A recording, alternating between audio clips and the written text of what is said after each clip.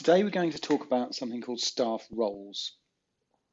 We've done a previous video, or I've done a previous video, on business units. And both staff roles and business units are two tools that you have to limit the permissions that your staff have over the client and the folders within the client. Now, business units deals with access to the clients as a whole.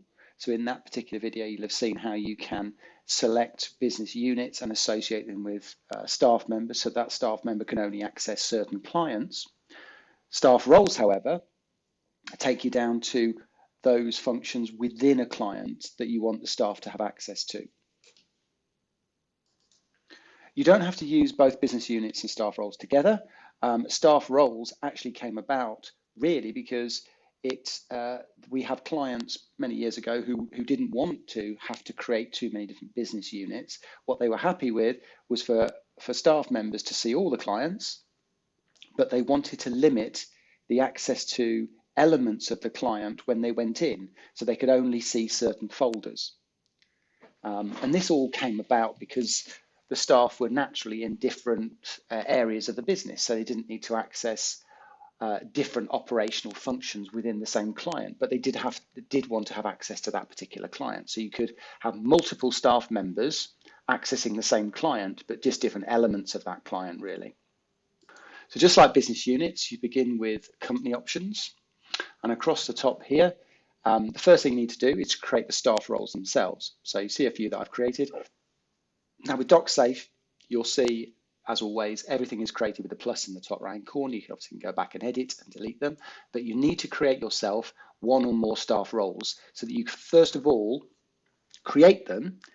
The next stage is that you associate them with the staff, and then lastly, you go into the client and the folders in question and link those back to the relevant staff roles. So once you've got the staff roles in place, go staff maintenance, and then choose the staff which you wish to have access to certain elements within the client, and you'll see staff roles. And just tick the relevant staff roles that are appropriate for that client. That staff member. Once you've done that, you're 2/3 of the way through.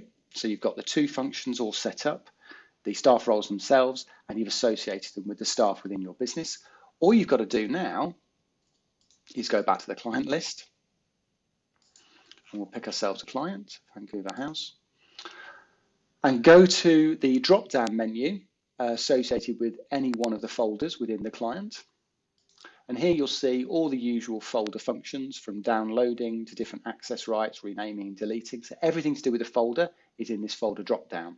What you're interested in is the folder access. Now, you may have been here before because it's the same drop-down menu option that you use to limit access to certain folders by the client's own users. So you can see here you have user access. So if you've got multiple users on the account, i.e. client login members, you can give them different access to the folders. So you can just do exactly the same with your staff roles. So you just pick the staff roles you want associated with this particular folder, and then any staff member that is a member of that staff role will have access to that folder and that folder only. And just to reiterate, you don't have to use this in conjunction with business units. If anything, it grew out of as an alternative to business units, because business units really are only there to limit the access to the client. Now, you might be happy, like a lot of firms are, to have their clients, their staff rather, access all of their clients, to see them anyway. But clearly, there are elements within the client, different folders that align themselves naturally with different operational functions by the staff. So you may have a staff member in one department that doesn't have to see all the work done by another staff member in a different department, but they could all be working on the same client and need access to it, but not see each other's work. And that would make much more sense than creating multiple business units for every set of circumstances. But you can indeed use them in conjunction with business units, but historically they were there as an alternative to business units so that you could give different access at the client level.